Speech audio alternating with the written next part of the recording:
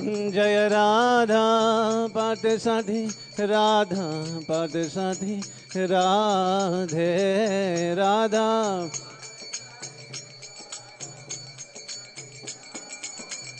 जय सीताराम लक्ष्मण हनुमान सीताराम लक्ष्मण हनुमान सीता।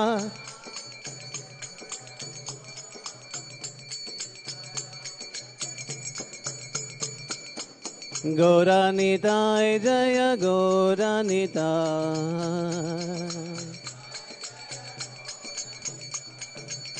गौरानिताय गौरानिताय।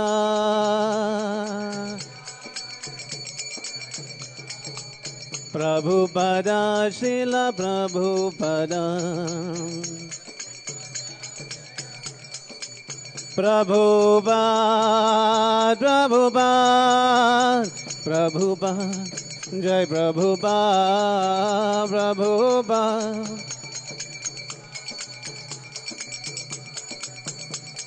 निताय गौर हरि बोल हरि बोल हरि बोल गौर हरि बोल।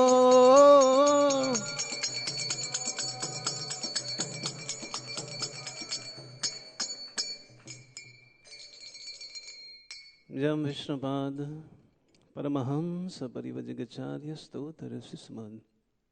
His divine grace of High Charan Bhakti Vedanta Swami Srila Prabhupada ki, ISKCON Sansthapak-acharya Srila Prabhupada ki, Jam Vishnupad Paramahamsa Parivrajagacharya Stotra Sisman, Bhakti Siddhanta Saraswati Goswami Maharaj Prabhupada ki, Nam Acharya Shridas Thakur ki, Prem se kaho Sri Krishna Chaitanya Prabhu Nityananda Sri Advaita Gadadhar Srivasati Gaur Bhakta Vrinda ki, Shri Radha Krishna Gop Gopinath Shyam Kun Radha Kun Giri Govardhan ki, Sri Vrindavan Dham ki Navadvipur Dham ki Jagannath Puri Dham ki Gangamai Yamunamai ki Bhakti Devi Tulsi Maharani ki Nitai Gaur Premanande. All glories to Sambal devotee, all glories to Sambal devotee, all glories to Sambal devotee, all glories to Sri Guru and Sri Gauranga.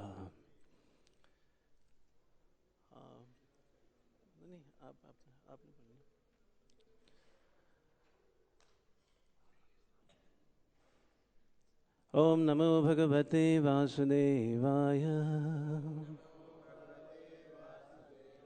Om Namo Bhagavate Vasudevaya. Om Namo Bhagavate Vasudevaya. Today we only be reading from Srimad Bhagavatam, 5th Canto, Chapter 8, Text number 9.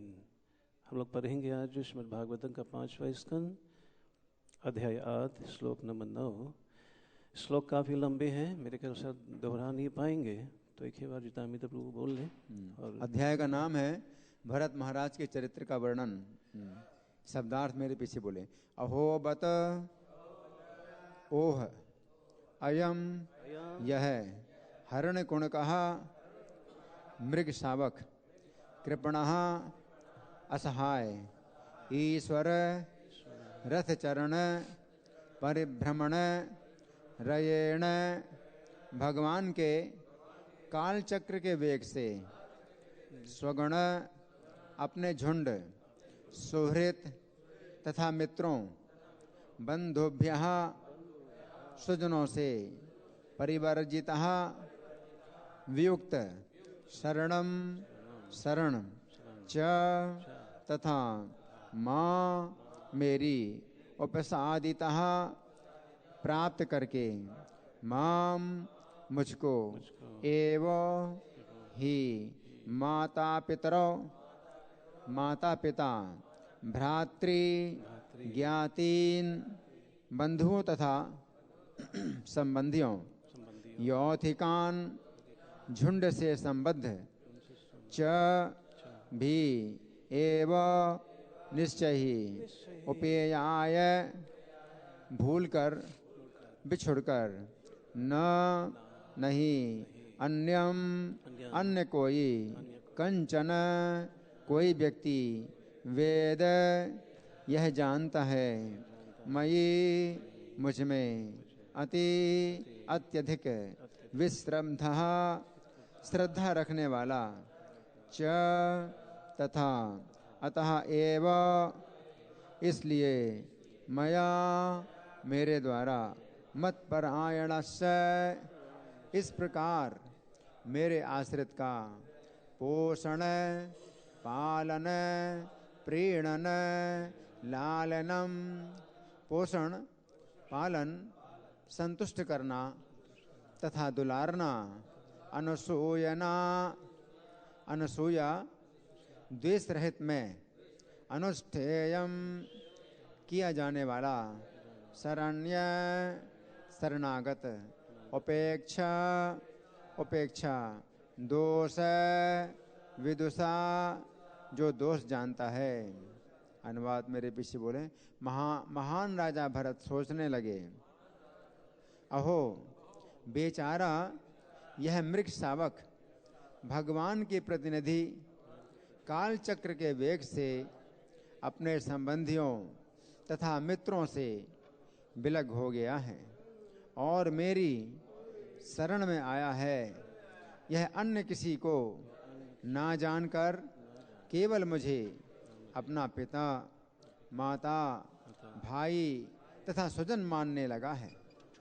मेरे ही ऊपर इसकी निष्ठा है। यह मेरे अतिरिक्त और किसी को नहीं जानता। अतः मुझे ईर्ष्यावश यह नहीं सोचना चाहिए कि इस मृग के कारण मेरा अकल्याण होगा। मेरा कर्तव्य है कि मैं इसका लालन पालन रक्षण करूं तथा इसे दुलारूं पुचकारूं। जब इसने मेरी शरण ग्रहण कर ली है तो भला इसे मैं कैसे दुत्कारूं। यद्यपि इस मृग से मेरे आध्यात्मिक जीवन में व्यतिक्रम हो रहा है किंतु मैं अनुभव करता हूँ कि इस प्रकार से कोई असहाय व्यक्ति यदि शरणागत हो तो उसकी उपेक्षा नहीं की जा सकती। तब तो यह बड़ा भारी दोष होगा। तात्पर्य प्रभुपाद के द्वारा श्रील प्रभुपाद की जय। जब कोई व्यक्ति कृष्ण भावनामृत में अत्यधिक उठ जाता है तो संसार के समस्त दुखी प्राणियों के प्रति वह सहज ही दयालु हो उठता है। वह सामान्य मनुष्यों के कष्टों को ही ध्यान में रखता है किंतु यदि कोई पतित जीवों के कष्टों को नहीं जानता और शारीरिक सुख देने के उद्देश्य से दयालु हो उठता है जैसा कि भरत महाराज ने किया तो ऐसी दया या ममता उसके स्वयं के पतन का कारण बनती है। यदि वास्तव में पतित तथा दुखी मानवता के प्रति दया भाव है तो मनुष्य को चाहिए कि उन्हें आध्यात्मिक चेतना अर्थात भावना तक ऊपर उठाए।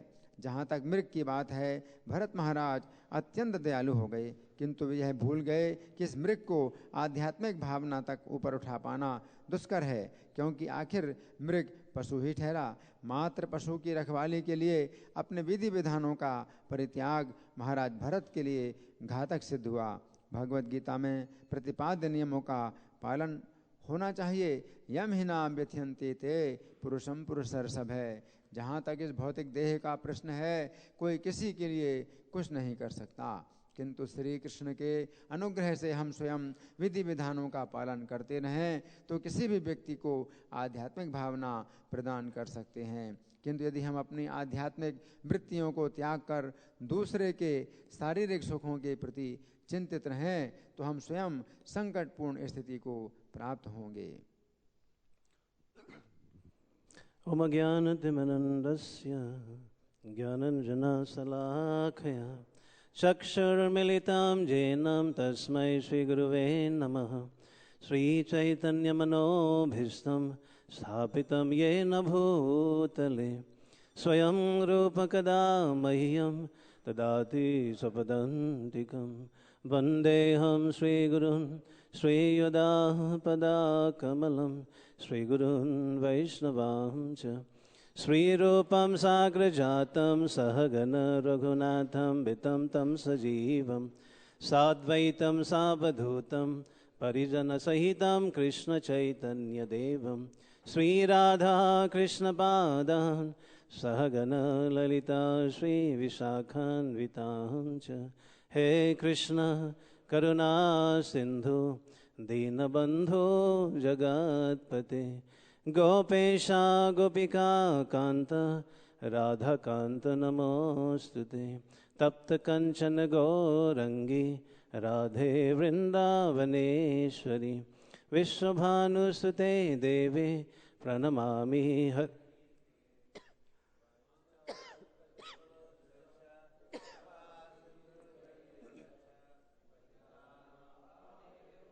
वैष्णव। जय श्री कृष्ण जय।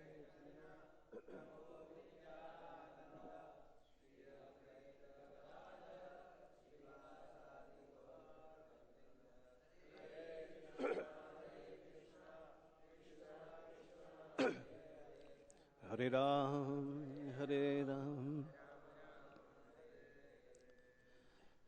हरे कृष्ण।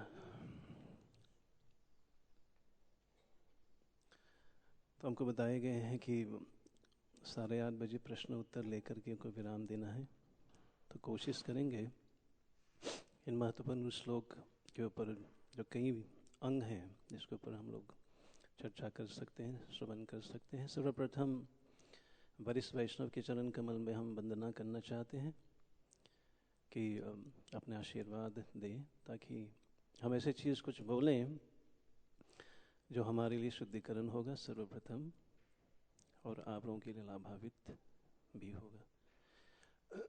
तो आज का जो श्लोक है सर्वप्रथम यहाँ पर बताए गए हैं द ग्रेट किंग। एक राजा है जो बहुत महान थे।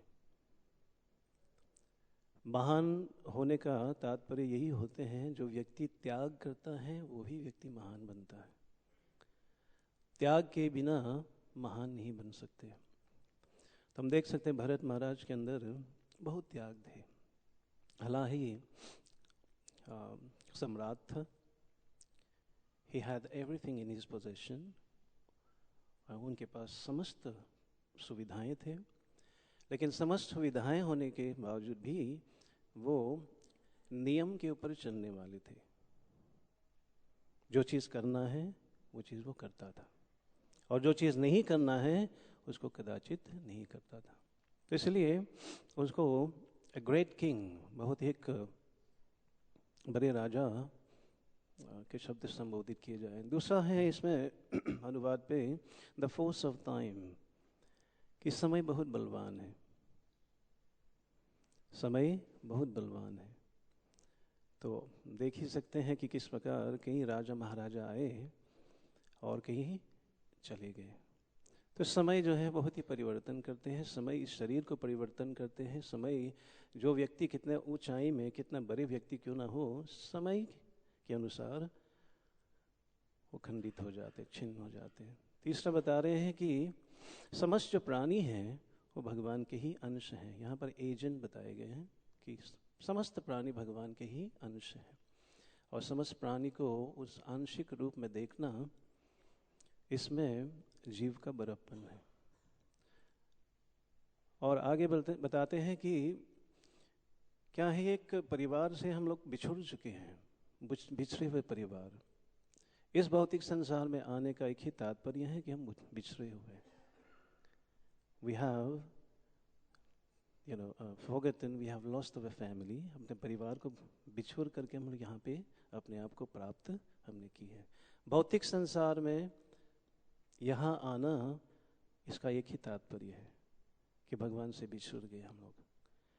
आगे बता रहे हैं कि यहाँ पर आकर के नाना प्रकार के हम लोग संबंध स्थापित कर लेते हैं, और एक दूसरे से अपने कुटुंब भरता, अपने परिवार मानना शुरू कर लेते हैं हम लोग।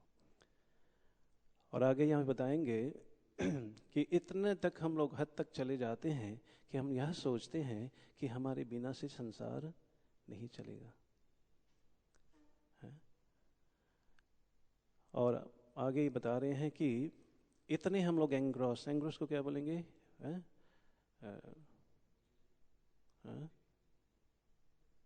लिप्त हो जाते हैं कि हम लोग उससे निकल भी नहीं सकते हैं। और अंततः ये बताते हैं कि हम ये सोचते हैं कि यही हमारे कर्तव्य है, यही हमारा धर्म है, यही हमारा कर्म है, उसको विवश होकर के हम लोग करते हैं। तो ये अनुवाद में था। तात्पर्य में बहुत ही सुंदर प्रभुपाद जी उसको समराइज करते हैं। तात्पर्य प्रभुपाद जी के बताते हैं कि वैष्णव के लिए एक स्वाभाविक मेंटल जो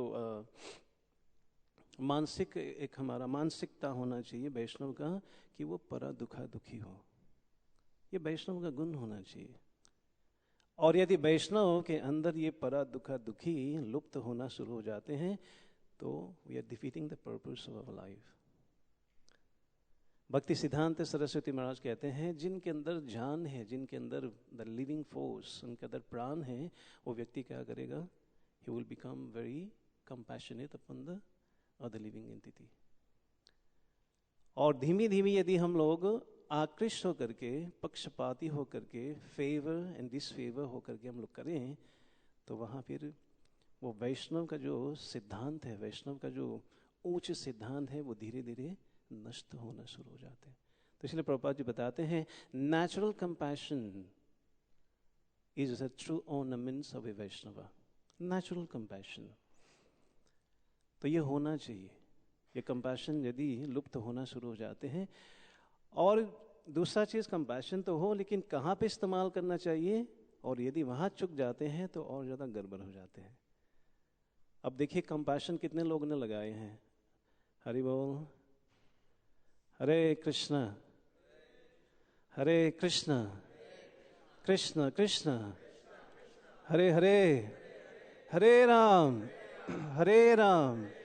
राम राम हरे हरे। ये पूरा एक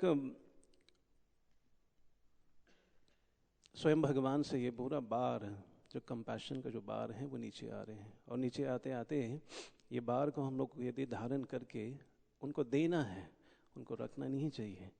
और यदि हम लोग यहाँ चुक जाते हैं कि कहाँ पे देना चाहिए, कहाँ पे देना नहीं चाहिए, तो वहाँ बहुत बड़ा एक, प्रभुपाद जी बताते हैं, gonna be a big mistake though we have come in a place where there is an inundations of mercy।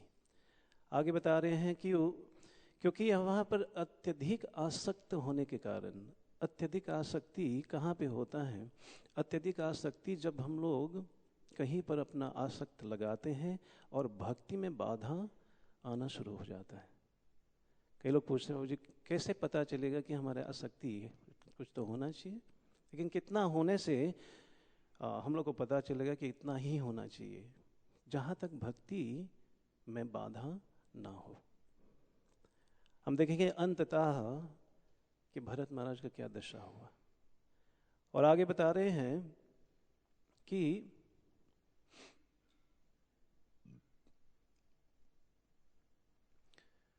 Prabhupada ji तात्पर्य में ये भागवत गीता के श्लोक उन्होंने उच्चारण की, बहुत ही फीटेड श्लोक हैं, प्रभुपाद जी बता रहे हैं। और यदि हम लोग इसका अभ्यास हम लोग करना शुरू कर लें कि ये कृपा हम लोग को देनी है, और जहाँ पे होना चाहिए वहाँ पर ही दिए जाएं, तो देन वी आर सेव। हम लोग थोड़ा मनन करेंगे, 15 मिनट हमारे सामने है कि किस प्रकार राजा चित्रकेतु, कौन? हाँ जी, चित्रकेतु। राजा चित्रकेतु का जो दृष्टान है, उनका संतान नहीं हो रहा था, और संतान न होने के कारण ही has so much to talk about, ये वंश कैसे बढ़ेगा, इत्यादि इत्यादि इत्यादि। केवल एक पत्नी नहीं, कितने पत्नियां होने के बावजूद भी उनके संतान नहीं था, और उसी संतान को प्राप्त करने के लिए वो समस्त प्रक्रिया करने लगे, बेगिंग, प्रेइंग, है ना। तो इस प्रकार से वो प्रक्रिया करने के अंततः उनको पुत्र मिले। लेकिन पुत्र जब उनको प्राप्त हुई, तो वहाँ पर पुत्र का नाम, या नारद मुनि के आशीर्वाद से और दूसरे मुनि के आशीर्वाद से, कि एक पुत्र होंगे आपके, लेकिन उस पुत्र का नाम या पुत्र का स्वभाव क्या होगा? वो आपको सुख और दुख देंगे, जिनका नाम क्या हुआ? हर्ष शोक। तो राजा कहते डजंट मैटर, पुत्र तो आए, आने दो। तो पुत्र आए, पुत्र कुछ समय खूब आनंद दिए। तो आनंद देने के बाद उनका फिर धीरे धीरे पुत्र वहाँ रानियों के कूटनीति के कारण, कि केवल उन रानी के द्वारा ये बच्चा उत्पन्न होने के कारण राजा उनको अत्यधिक अटेंशन दे रहे हैं, तो रानी मिल करके उनको मार डाले। और वहाँ पर इस प्रकार के दुर्घटना होने के कारण, वहाँ बच्चे चले जाने के कारण, मर जाने के कारण, तो पिताजी विलाप करने लग जाते हैं। और विलाप करते, इतना विलाप करने लगे, वहाँ नारद मुनि को पूछते हैं कि व्हाट हैपेंड, अब देखो ये क्या, मैं तो कहा था ये संसार क्या है, यहाँ पर दुख और सुख मिलेंगे मिलेंगे। इसलिए प्रभुपाद जी ये 2 अध्याय का 15वां श्लोक में बताते हैं, जो व्यक्ति ये दुख सुख लाभ हानि में समान दृष्टिकोण से चलता है, वही व्यक्ति भक्त बनने का योग्य है। जिनके पास नहीं है कुछ, वो तो वैसे ही त्यागी हैं। लेकिन जिनके पास कुछ आ जाते हैं, कुछ लाभ मिल जाते हैं, कुछ पदवी मिल जाते हैं, वो व्यक्ति वहाँ पर होने के बाद, ये प्राप्त करने के बाद, फिर भी ये लाभ हानि, दुख सुख, नाम प्रतिष्ठा से सम्मान अपना दृष्टिकोण रखता है, वही व्यक्ति बच सकता है, अन्यथा बचना असंभव है। तो ये समझना, यहाँ पे बेटे को जीवित कराए जाते हैं और बेटे से पूछते हैं तुम्हारा पिता विलाप कर रहे हैं, he is crying for you. तो आखिर पुत्र कहते हैं कौन सा पिता, कौन सा जन्म का पिता, इस जन्म का तो ठीक है, लेकिन हमारे तो कई माता पिता बने हैं, कई बंधु सखा इत्यादि बने हैं, तो कौन सा जन्म का है। तो पिता उनको सुन करके हैरान हो जाते कि मेरे पुत्र, मैं तुम्हारा पिता, तुम ऐसे क्यों कह रहे हो। तो वहां पर चित्रकेतु को यह शिक्षा मिलता है कि ये बाहरी दृष्टिकोण से हम जब आकृष्ट होते हैं, खास करके जो कोई हमारे साथ आ जाते हैं और हमारे साथ आने से हमको लगता है कि I am the protector, I am the maintainer, if I am not there then no one can protect that person. और जब ये भावना शुरू हो जाते हैं, फिर वहां सब कुछ नाश हो जाता है। तो हम देखेंगे भक्ति विनोद ठाकुर गाते हैं, मानस देहो गेहो जो किछु मोह अर्पिलु तू आपदे नंद किशोर। तो यहाँ पर भक्ति विनोद ठाकुर कहते हैं कि मेरा समस्त जितने भी कुछ है हमारे पास, मैं क्या करना चाहता हूँ, हे नंद किशोर, मैं आपके चरण कमल में अर्पित करना चाहता हूँ। तो ये अत्यधिक यहाँ पर आसक्ति हम देख सकते हैं कहाँ ले जाते हैं। इसमें बताए गए हैं कि किस प्रकार आसक्ति धृतराष्ट्र का भी हुआ है। अत्यधिक आसक्त होने के कारण ये सब जितने भी कूटनीति चला है, वो वहाँ हम देख सकते हैं। Each and every minute detail we can learn from Dhritarashtra. Dhritarashtra के अंदर क्या क्या इस प्रकार के अवगुण होने के कारण ये सर्व। धृतराष्ट्र के अंदर कौन कौन सा अवगुण था, कैसा आसक्ति, क्या क्या चीज किया उन्होंने, अपने बच्चों से अटैचमेंट, क्या क्या डेवलपमेंट एक्सटेंशन क्या है, अटैचमेंट तो वन हो गया, एक अटैचमेंट, पोजेशन, मेरे पास जो है वो कहीं चले न जाए, उनका सुरक्षा, चाहे कुछ भी करना पड़े। और हाँ, एनवियसनेस, ये हमारे पास क्यों आ रहे हैं, इनका क्या ध्येय है, क्या कारण है इनका। और ईर्ष्या, एनवी, और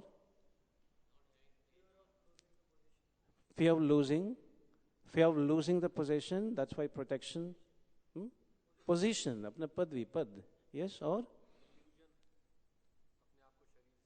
या illusion, सोचना कि मैं यही हूँ, मैं यही हूँ, और yes, भरता करता, शिक्षा स्वीकार ना करना।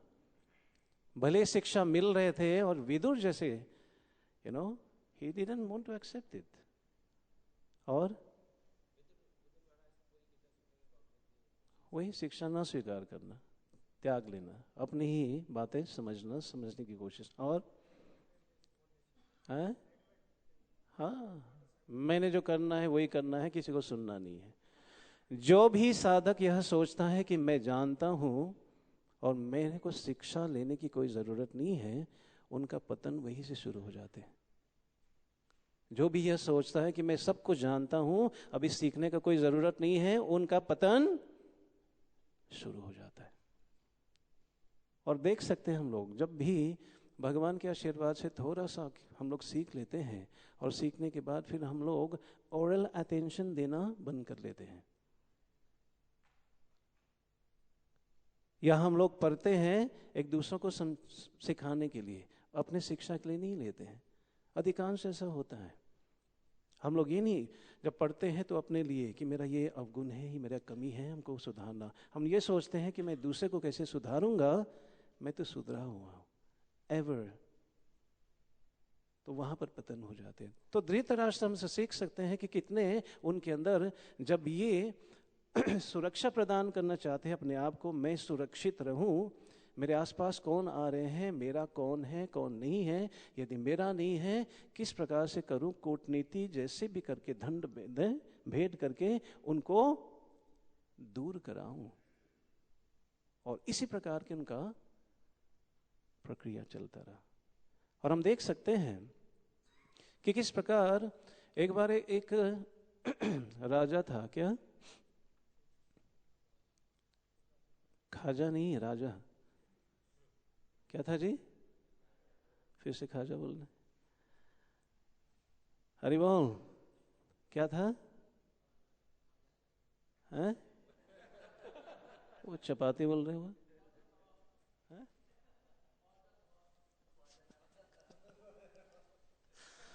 हरे कृष्ण। तो एक राजा था, तो राजा अपने बालकनी पे खड़े होकर के देखते रहे। वहां उन्होंने देखा कि एक बकरी जो है, क्या रबड़ी बोल रहे, बकरी वहां पर घास वो खा रही थी। तो देखा, राजा गया अपना काम करके आया, फिर से बालकनी में अपने टहलने के लिए देखा, वे खाते रहे। अरे सुबह से खा रहे, अभी तक खा रहे। फिर से गया, अपना जो भी है करके आया, बालकनी में देखा फिर चुप आते जा रहे। तो राजा के मन में खटका, बोला अरे ये बकरी कितना खा सकते हैं, देखना पड़ेगा। तो उनके मन में पहले ज़माने में ऐसे कुछ खेल या कुछ ऐसे गिफ्ट देते थे, कुछ तोहफा देते थे, क्रिएट सम गेम। तो सबको बुलाए गए और घोषणा किए गए कि जो भी व्यक्ति इस बकरी को संतुष्ट करके लाते हैं वापस, उनको हम तोहफा देंगे, गिफ्ट देंगे। अरे भाई बहुत अच्छा। तो एक एक करके है ना, जितने भी थे उनके प्रजा, एक एक को लेकर के बकरी को गए। किसको ले गए? ककरी नहीं, ककरी बोल रहे, बकरी। अच्छा, तो बकरी को ले जाते हैं, है ना, ताज़े घास खिलाते हैं, हरे भरे घास खिलाते हैं, सुबह से शाम तक खिलाकर खिलाते हैं, राजा के सामने पेश करते हैं। राजा थोड़ा मुट्ठी घास दिखाते हैं, बकरी खाना शुरू कर लेते हैं। इसका मतलब उसका पेट नहीं भरा।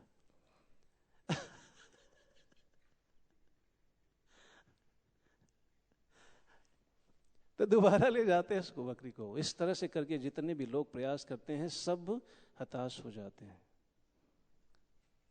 तो राजा कहते हैं हमारे प्रजा में ऐसा कोई होनहार नहीं है, ऐसा कोई है ना शक्तिशाली या बुद्धिमान व्यक्ति नहीं है जो उस बकरी का पेट भर ले। धिक्कार है ऐसे राजा। तो मंत्री को लगा, रे मंत्री बोला, राजा जी मैं भी तो आपका प्रजा हूँ। बोला फिर? बोला हमको भी तो दो अवसर।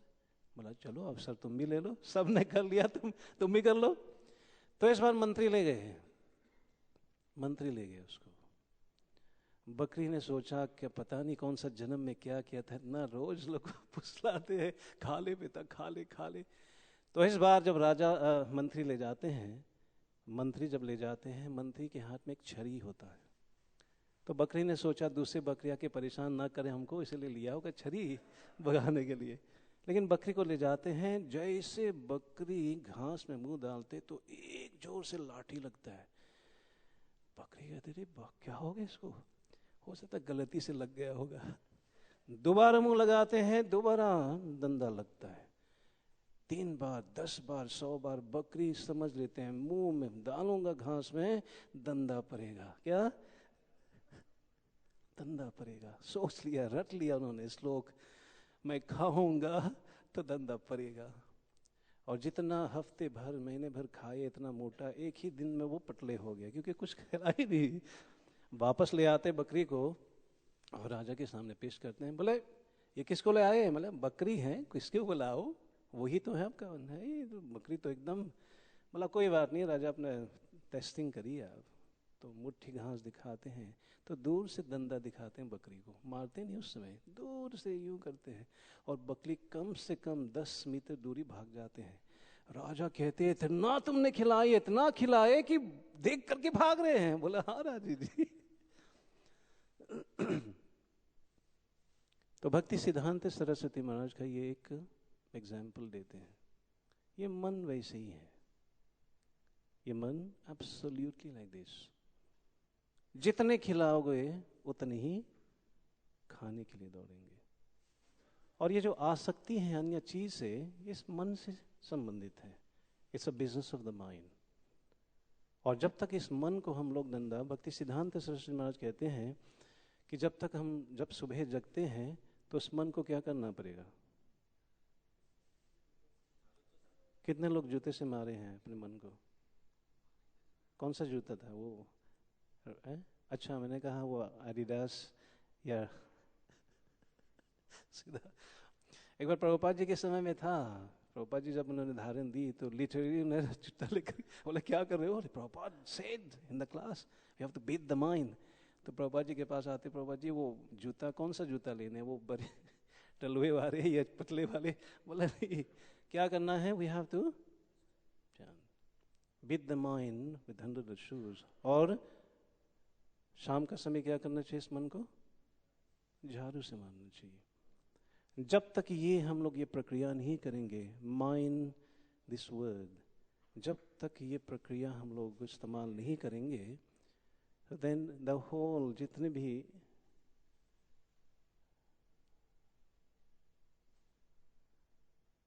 भी हम लोग प्रक्रिया, जितने भी हम लोग सो कॉल्ड एडवांसमेंट हम लोग कर रहे हैं, वो एडवांसमेंट हैम्पर्ड को क्या बोलेंगे? The advancement is being hampered है, रुकावट आएंगे इसमें। और ये रुकावट ऑन एंड ऑफ आते रहे, ये रुकावट आते रहते हैं। किस किस रूप में ये रुकावट आते हैं, कोई बताना चाहेंगे? किस किस रूप में भक्ति में रुकावट आते हैं? Obstacle on the path of devotional service. Yes, egoistic, being egoistic. व्यावहारिक रूप से कैसे इगोइस्टिक कैसे बनते हैं? यहाँ तो हम लोग त्याग करके आए जो सबसे महत्वपूर्ण होते हैं, बाल। आप लोग सॉरी क्लास में नहीं जाना। ओ नींद आते हैं, वो तो मंत्र होता है ना, ओम नमो भगवते, तो मंत्र ही है बनाए से। अभी जगाएंगे महाप्रसाद को। तो ईगो कैसे अप्लाई होते हैं? How do you experience it? Krishna conscious में आने से फॉल्स ईगो कैसे अप्लाई हुआ यहाँ पे? क्योंकि सब कुछ त्याग करके तो आ गए हम लोग। जो सबसे आकर्षित चीज, जो आकर्षित है, क्योंकि जब आने से पहले आप लोग जानते हैं कि इस बाल में कितने बार उंगली गया होगा, कितने बार कंघी गया होगा, और कितने बार शीशे के सामने शीशा बेचारा बोले अरे भाई भाग यार, तेरे को देख देख के मैं परेशान हो गया, लेकिन क्या करे, आदत से मजबूर है ना। है ईगो कहाँ अप्लाई किया हमने? प्रैक्टिकल एप्लीकेशन में। How did you become egoistic? और how did I become egoistic? केवल आप नहीं, सभी लोग हैं इसमें। हाँ बताइए। हाँ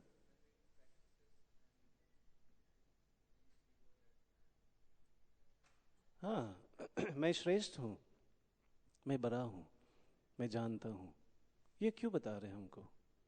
जैसे सुबह लोग चैंटिंग करते हैं तो एक डिवोटी को जगाने जाते हैं, हरि बोल, तो ऐसे चेहरा दिखता है तो मैं भी घबरा जाता हूँ। मैंने कहा कि बंदूक निकाल करके हरे कृष्णा, तो होता है नहीं नहीं मैं नहीं हूँ, ये मान लेना कि मैं हो ही नहीं सकता, मैं सो ही नहीं सकता, मैं तो ध्यान में लगा हुआ था, मैं तो लीला के ऊपर मनन कर रहा था, ऐसे क्यों जगा दिया उन्होंने।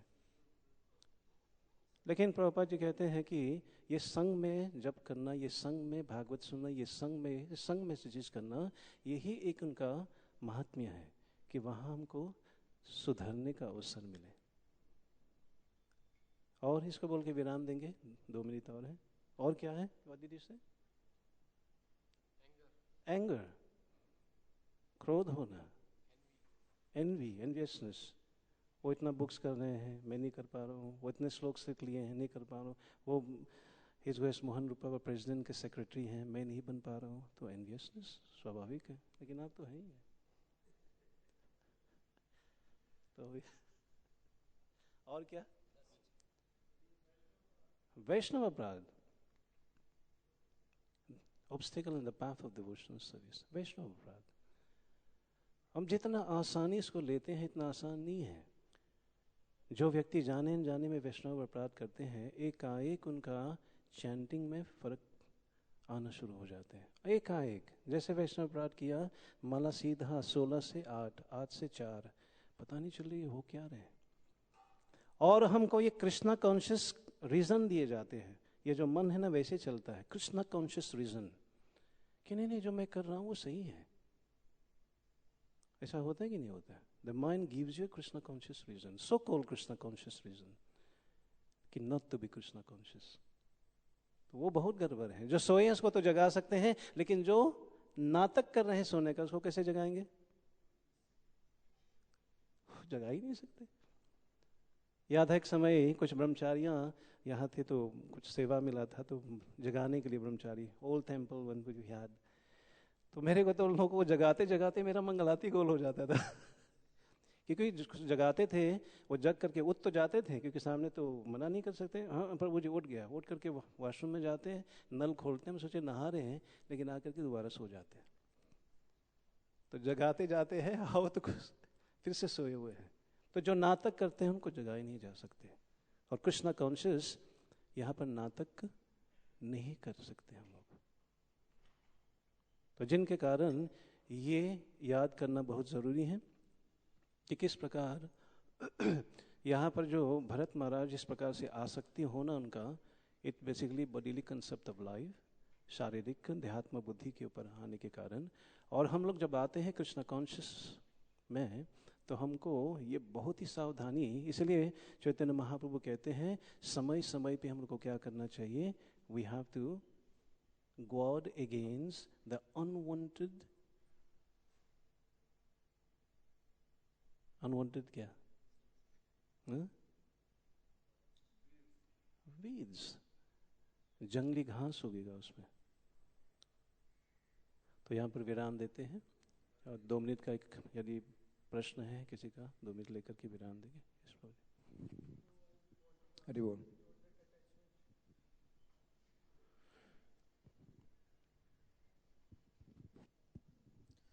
Hare Krishna Prabhu, thank you so much for giving such an enlightening class.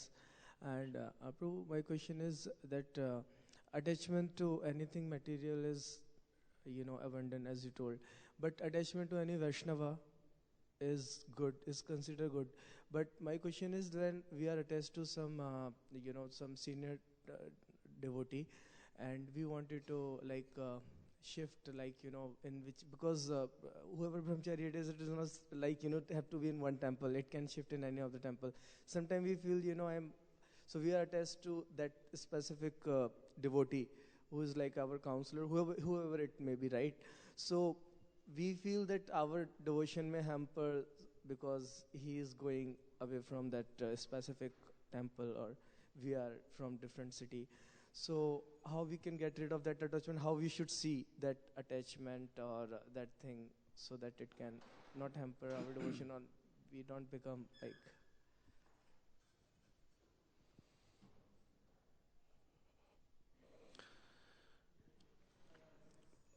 Very nice question. Shri Shri Radha Partha साथी भगवान की, श्री श्री सीताराम लक्ष्मण हनुमान की, श्री श्री गौर निताय की, परितपावन शिला प्रभुपाद की, निताय गौर प्रेमनंदी। तो ये शिफ्टिंग करना है, shifting of faith upon someone to someone else. मोटा मोटा यही हुआ ना, क्योंकि एक छोड़ करके दूसरी जगह जाना होता है। सर्वप्रथम ये जानना ज़रूरी है कि शिक्षा गुरु कहीं हो सकते हैं। आप अमेरिका में हो सकते हो और किसी भारत में, you can always seek for guideline.